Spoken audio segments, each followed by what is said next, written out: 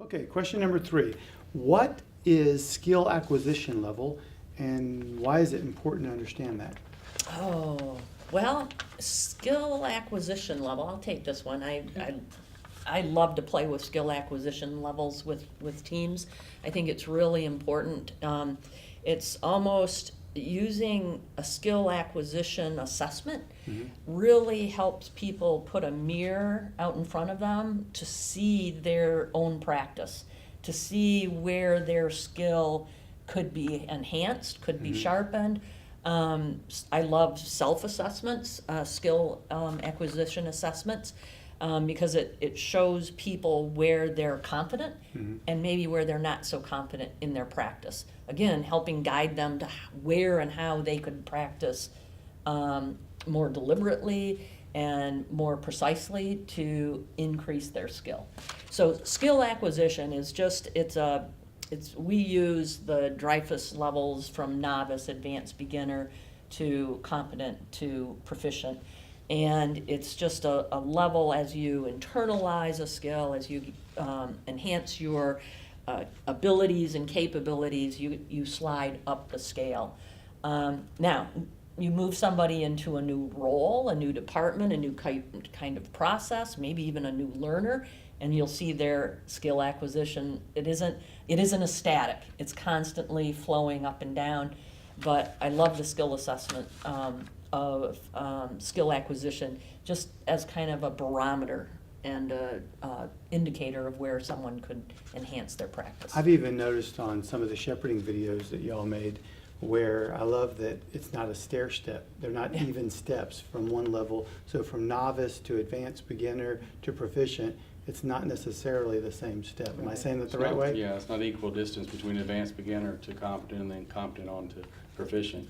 I think one of the things that Beth was talking about as far as measurement, a lot of the advanced group or shepherding groups we work with will say, well, when is it time to expand? Or they want to expand. Right. And then the first thing we say is, okay, who's going to coach that?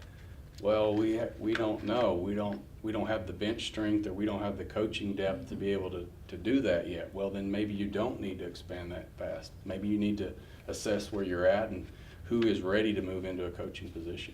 That's a great point. You can outrun your headlights by doing that, Yeah, right? absolutely. So question 4. I've heard us talk about the second coach notebook and its importance.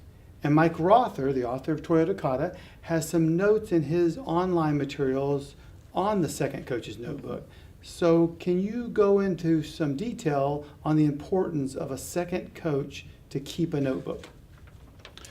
I think the one we've developed and worked on is probably version 13 or 14 that we've used in here at Baptist. And I think the importance is that the second coach needs to kind of keep a diary or a journal or at least a pattern that their thought process and where they want the coaching and they want the learner to develop as far as skill. And so if they're preparing for a coaching session, if they can look back a couple of days or look to a week or two ago as to what were they concentrating on with the coach and maybe where some deficiencies were, and I'm trying to move this person from advanced beginner coaching to competent coaching. What do I need to be doing differently as a second coach? Well, if you're just kind of going in there just observing and you don't have that reference, you don't have a notebook, you don't have a diary of how the other person's skill is progressing, it's hard to make an adjustment and it's hard to coach effectively for it. And I think I agree. I absolutely agree with you.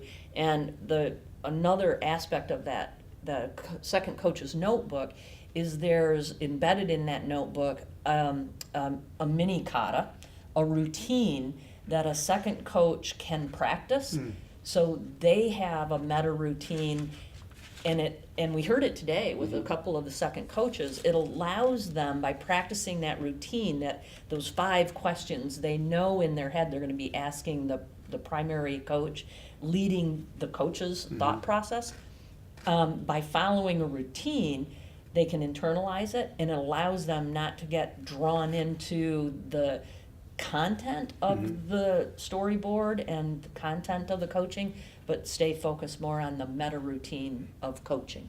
That's good. That's real good.